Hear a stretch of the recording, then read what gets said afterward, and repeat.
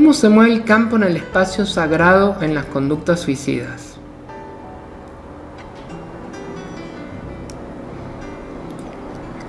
Normalmente el suicida siempre se mueve hacia la muerte, siente atracción por la muerte, siente fascinación por la muerte, siente que la muerte lo va a salvar.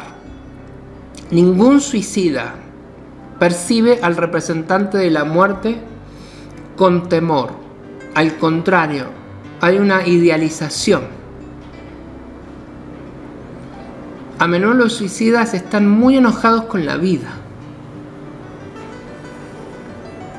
Van a ver, pongan la vida y la muerte, y van a ver que el suicida va hacia la muerte como quien va a los brazos de su madre.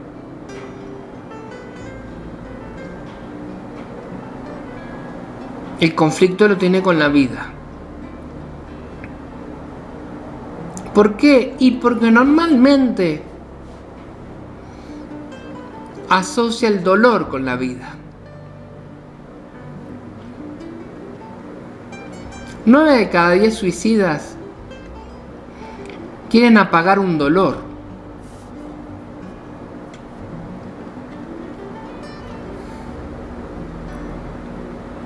Quieren no sentir nada.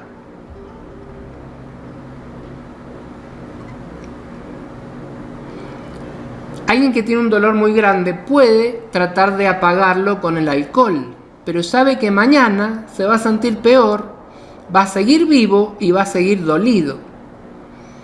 Entonces en algún momento dice, no, la solución no es la bebida. La solución es no existir más. Y entonces empiezan a sentir como que la muerte es quien los va a rescatar de eso.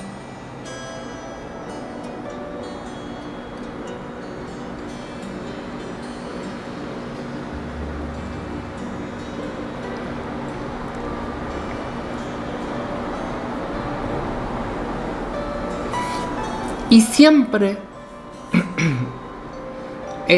hay antecedentes en el árbol. Cuando los suicidas consuman el hecho. Porque hay suicidas que lo intentan, pero a sabiendas de que lo hacen mal.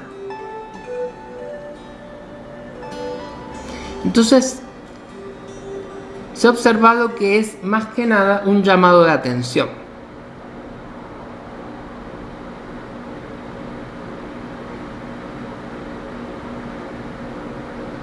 Quiero morirme para que me presten atención.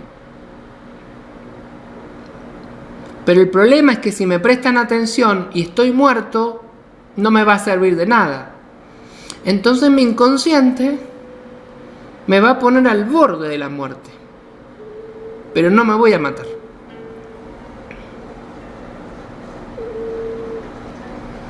Si tomé pastillas, tomé pocas. Y bueno, terminaré en el hospital, en coma. Me tendré que hacer un lavaje de estómago o lo que sea, pero no me maté. El que consuma el suicidio, ¿saben lo primero que piensa? En no fallar.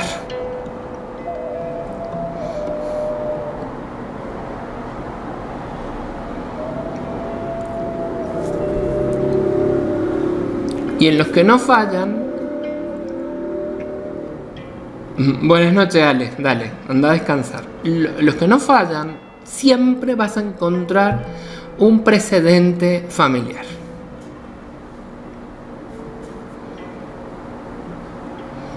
Porque ¿saben qué? No es fácil matarse. A menos que tengas un ejemplo.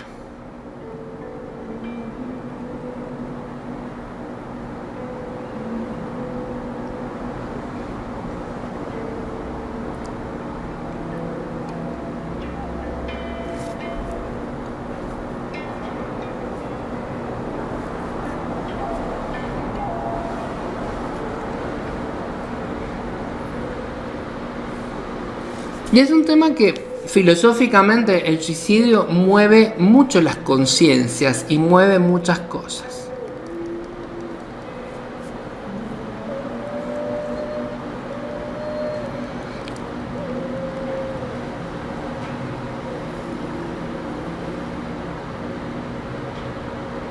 Yo tengo una postura absolutamente firme al respecto, que tiene una sola contradicción. O sea, hay algo que se opone a lo que yo creo y es algo espiritual que se opone.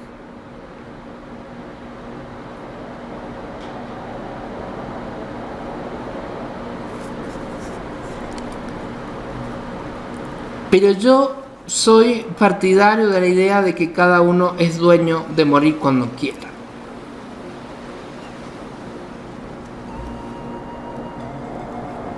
Es una elección más. Ahora, así como creo en eso visceralmente, como creería un samurái que no soportaban la deshonra y existía el suicidio ceremonial en un camino espiritual, como el Bushido.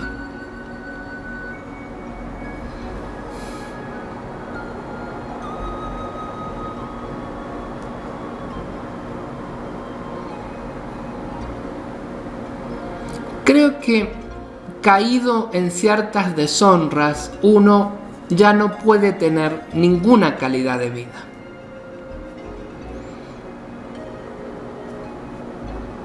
Y tiene el derecho de decidir si se queda o se va.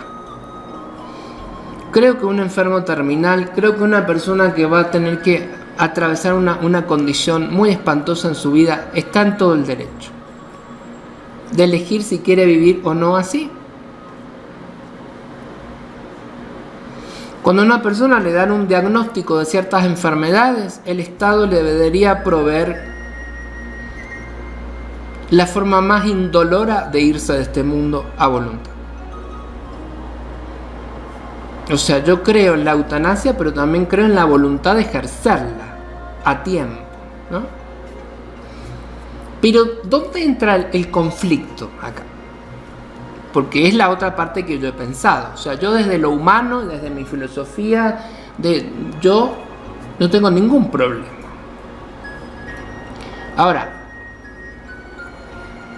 cada vez que uno empieza a estudiar espiritualidad, sea en el budismo, sea en el rosacrucismo, en el esoterismo, en la religión cristiana,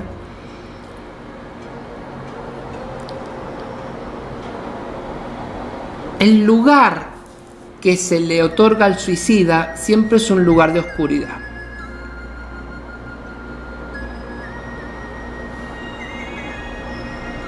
Y eso es lo que a mí me frena. O sea, miren que les estoy hablando de cosas que son muy fuertes. Se lo estoy diciendo así porque así las pienso.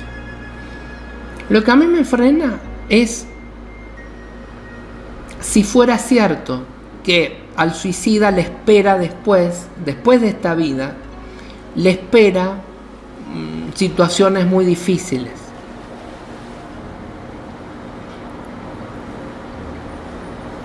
La teología, por ejemplo, durante 1500 años sostuvo que los suicidas van a uno de los círculos del infierno directamente.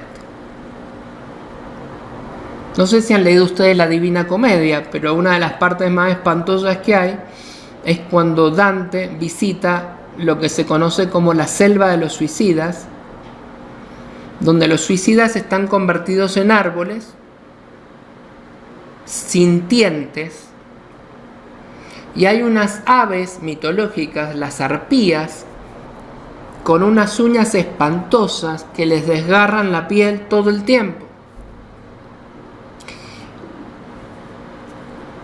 Así como encuentran en la Divina Comedia una imagen horrorosa, ¿no?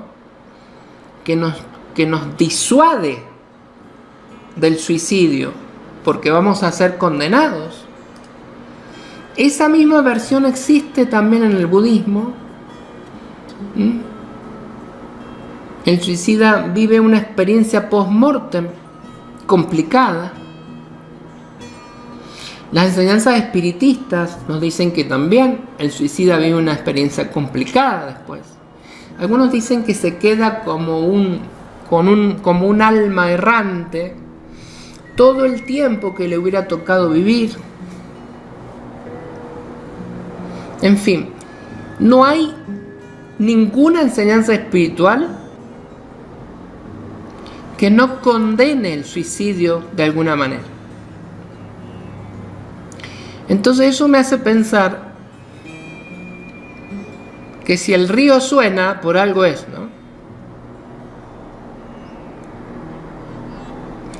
Entonces, nunca he podido, y hasta ahora he podido resolver esa contradicción dentro mío, donde mi filosofía de vida, como aquel que sigue el camino del guerrero, es que yo acá no me voy a quedar a soportar cualquier cosa.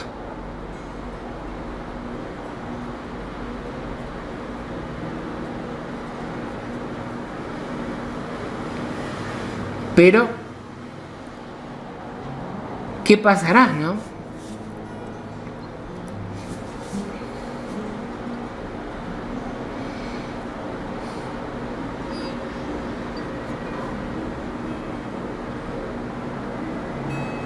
Yo me acuerdo de mi abuelo. Mi abuelo tuvo un incidente cardiovascular y lo internaron al hospital. Se le había hecho, creo que, un coágulo en una de las piernas, y para que él pudiera vivir le tenían que cortar la pierna. Mi abuelo había sido comisario de la policía, medía 1,75 m y era más ancho que la puerta. Había sido un hombre muy fuerte, muy valiente, y le dijo a los hijos que él no iba a vivir sin una pierna. Pero papá, si no te operan te vas a morir. Bueno, búsquenme una cama y esperaré la muerte. Y los hijos respetaron su decisión. Y mi abuelo se murió con 67, 68 años, joven, pero eligió.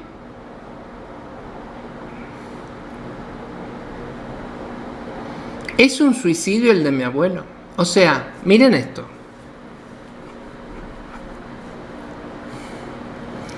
Negarse a la ayuda médica que te puede alargar la vida, ¿es suicidarte? Si yo digo, familia, si me pasa algo y tengo muerte cerebral pero sigo vivo, quiero que me desconecten de la máquina, ¿es suicidio?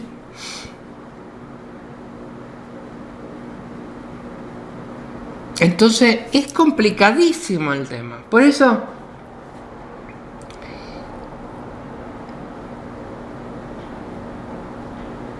cuando uno contempla el tema del suicidio, se remueven muchas cosas.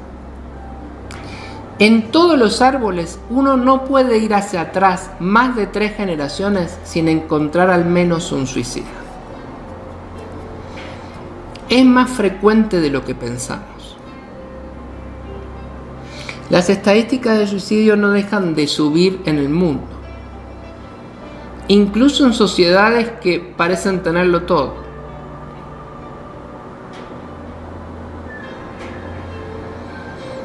En México es alarmante. En México la mayoría, estadísticamente, se suicidan más los hombres,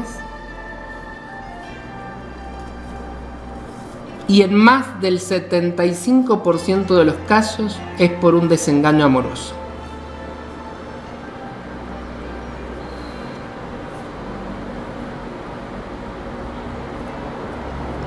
Hay organizaciones de apoyo al suicida, hombre, que he tenido el gusto de poder asesorar con algunas ideas aquí en México para prevenir, porque México es uno de los países del mundo con más alta tasa de suicidio de hombres.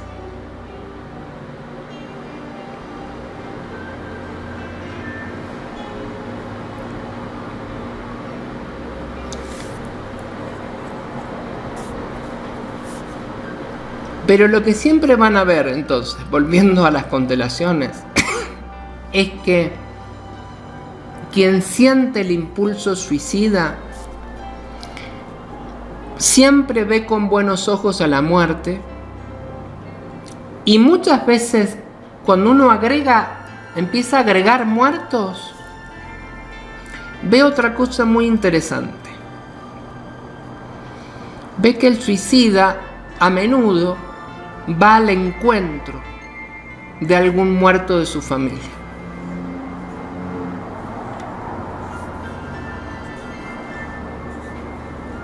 Con lo cual vemos que el suicida, movido por los hilos de la lealtad, no ve en la muerte un final.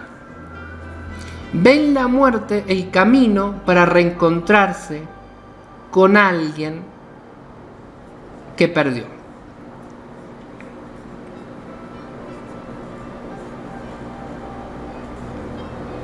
Es como que fuese algo complementario que facilita desarmar las defensas que nosotros tenemos de autopreservación. Es decir, que si una persona no soporta el dolor e inconscientemente siente que al morir se va a reencontrar con sus padres que ya están difuntos, es muy difícil sacarlo de esa dirección en la que va.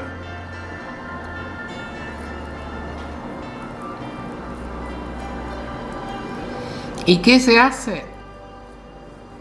El movimiento más sanador que yo he visto es cuando los muertos lo llevan hacia la vida.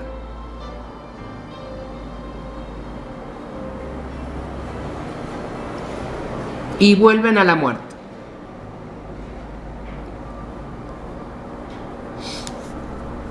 Eso tenemos que tratar de que suceda. A veces se va dando paso a paso, si tenemos paciencia, naturalmente se da, pero otras veces, mediante intervenciones nuestras, lo tenemos que propiciar.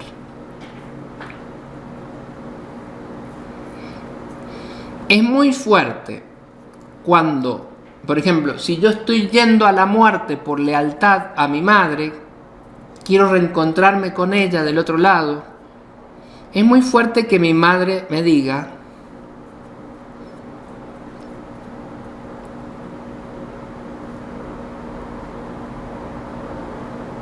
si tanto me amas, vive por mí.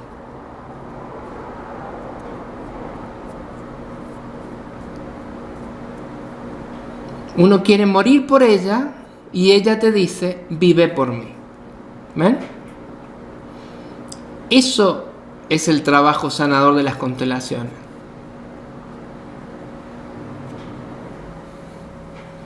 Te cambia completamente la dirección, porque usa la lealtad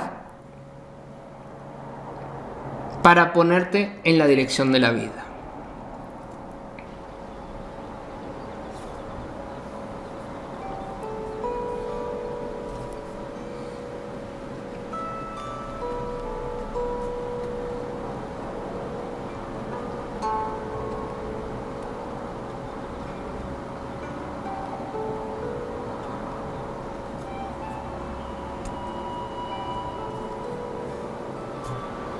Eso es lo sano que nos digan los muertos. Que los muertos nos digan que vivamos por ellos, en vez de morir por ellos.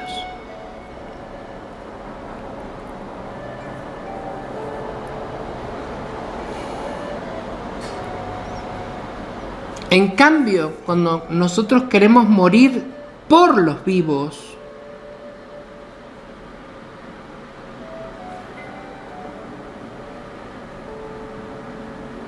es cuando queremos morir para silenciar un dolor.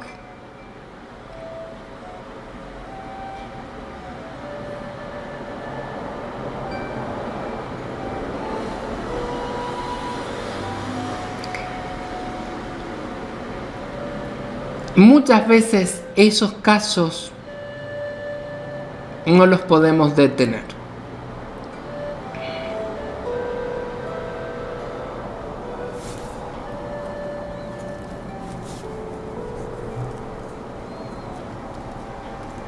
Eso explica la alta tasa de suicidios por desengaños amorosos. Porque cuando uno pierde a alguien que ama mucho, pero no lo pierde por la muerte, no lo va a encontrar del otro lado.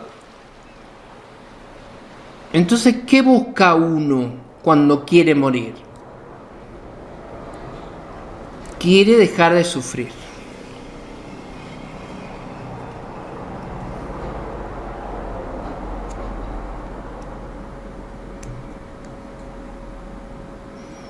Y ahí viene el libre albedrío. O sea, y es muy difícil de pensar. Pero, ¿por qué deberíamos tener que soportar cualquier sufrimiento?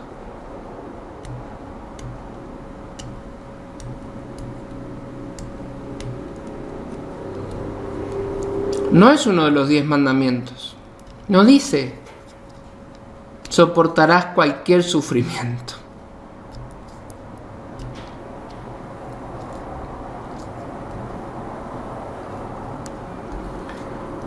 Entonces, los casos difíciles son esos. Porque los casos cuando hay una lealtad hacia un muerto y la persona quiere ir para el reencuentro, es muy fácil conectarlo con la persona desde el otro lado y que esa persona desde el otro lado lo ayude a seguir en la vida. Si tanto me amabas, vive por mí.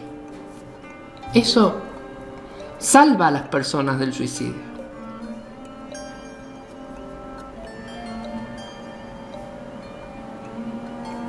Es más difícil convencer a alguien y decirle, aunque te duela mucho, quédate acá y aguantate el dolor. Porque en algún momento el otro va a decir, ¿por qué?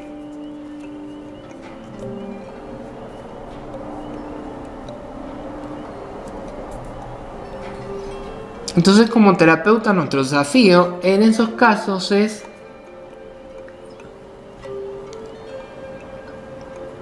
creo yo que porque no lo tengo resuelto,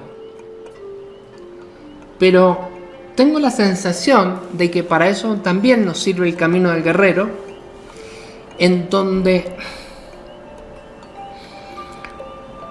le enseñamos a la persona que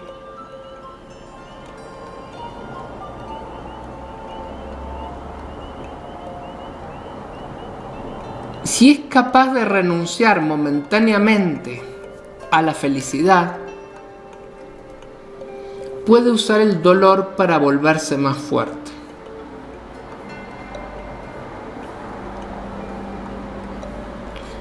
No es fácil, y no todos pueden.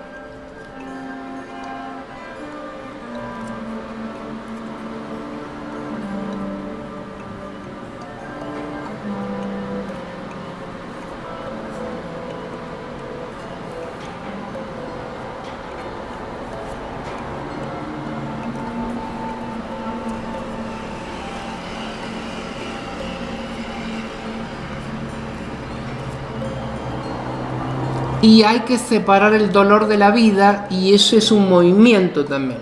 Claro, lo que no te mata te hace más fuerte, dice el adagio.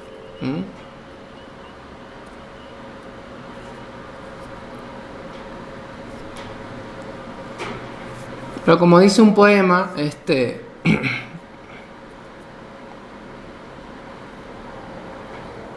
y yo escribí una cosa anoche, pero después la borré porque digo es muy pesimista para ponerlo en internet, pero escribí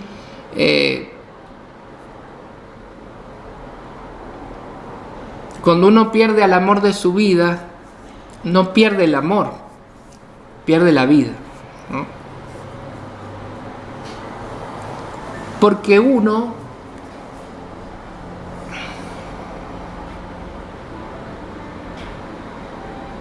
se queda en el amor que ya no está. Y desde ahí no se puede vivir.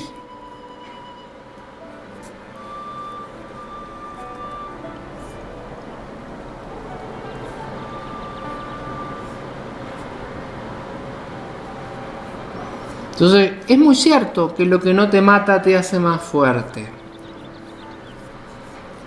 Pero el amor te mata y te deja respirando.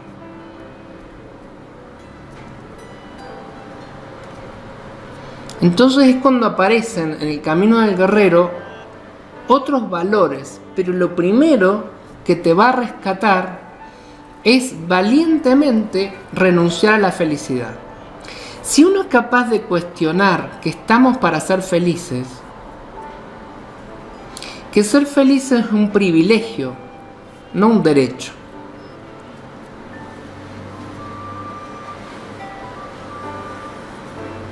Te vas a conectar empáticamente con tanta gente que sufre en el mundo.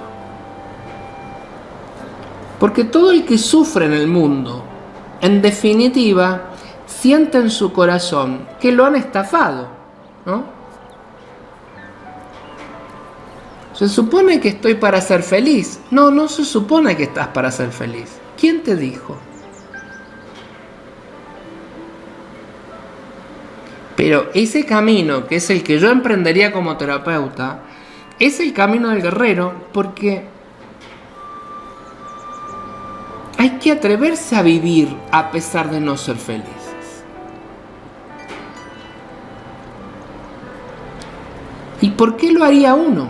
Bueno, tiene que encontrar otras razones.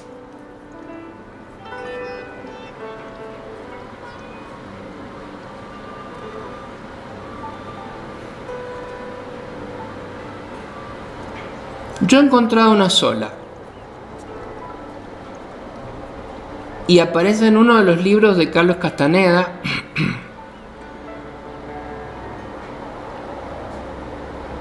Si no me equivoco, es en un libro que se llama El silencio interior. No, no es ahí. En El don del águila.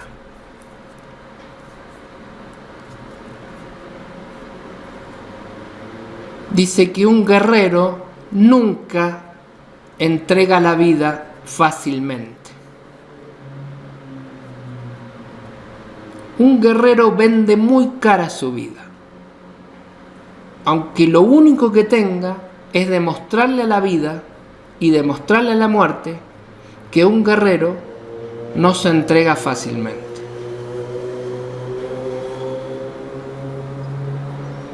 Mirá qué lejos de la idea de la felicidad o de cualquier otra cosa. Es como vivir simplemente para no darle el gusto a la muerte de que te lleve fácilmente.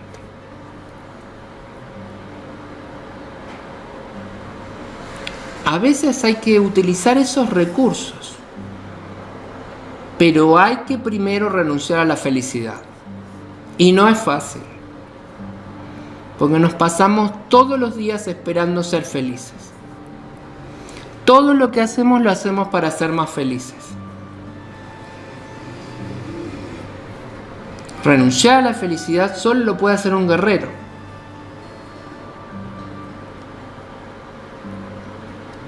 La paradoja es que llegará la felicidad. La felicidad que has perdido hoy no la vas a recuperar mañana. Quizás no la vas a recuperar en un mes, ni en 3 meses, ni en 1 año, ni en 2 años. Pero un día te vas a sentir feliz por algo. Pero para eso tenías que seguir vivo.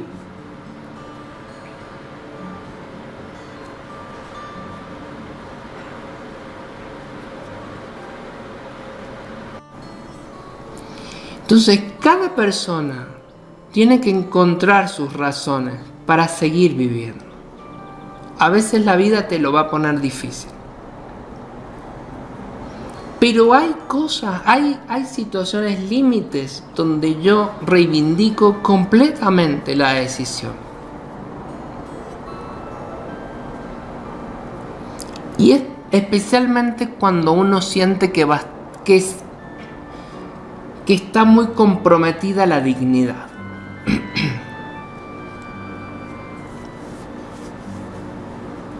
Se decía que el seppuku samurái, o sea, el suicidio del samurái, era una cuestión de honor. Yo creo que es ahí. Es ahí.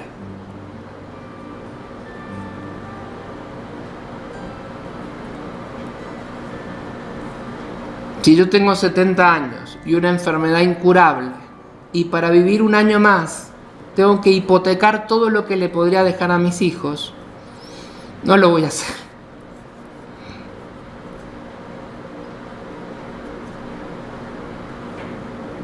Y no me asusta ni el bosque de los suicidas ni lo que digan los tibetanos. Y me presentaré el juicio de las almas y diré: pensé en los que amaba. Y fue mi elección más digna. Si me van a condenar por mi dignidad, allá voy, al infierno. Los guerreros, lamentablemente, yo sé que lo que les estoy diciendo parece un espanto, pero uno entra en esa lógica cuando habla de las cosas finales. Y hablar del suicidio siempre nos pone en el extremo de los extremos de las cosas.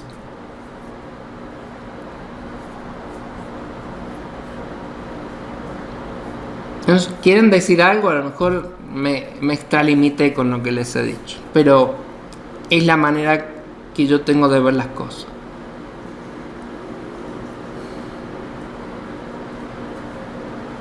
Ahora, yo trabajo al servicio de la vida, trabajo a todos, ayudar a todos a que nunca tengan que ir por ese camino. Pero cuando he trabajado temas de suicidio en las constelaciones, son de las más fuertes que hay porque conmueven un montón de cosas.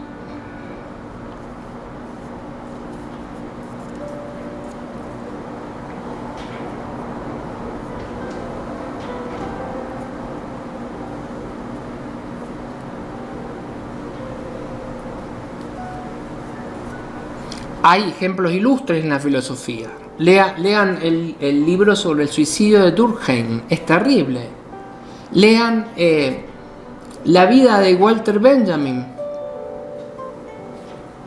un pensador notable. Deleuze se suicidó también.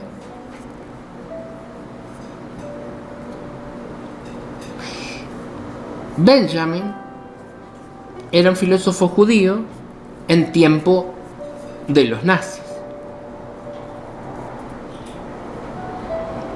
Le habían prometido un salvoconducto por un lugar que iban a abrirse en la aduana y lo iban a dejar pasar.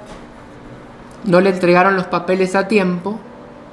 Los nazis tomaron la ciudad donde estaba y él en su hotel decidió matarse.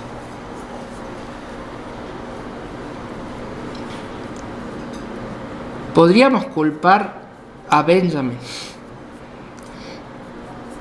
Estará en el infierno Benjamin. Qué difícil, ¿no? Es un tema muy difícil.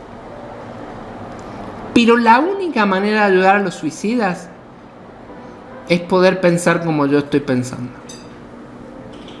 A un suicida no lo vas a ayudar con un pensamiento blando, siendo una persona tibia, hablándole que la metafísica es Saint Germain y no sé cuánto. Un suicida se está jugando la vida y necesita honestidad brutal.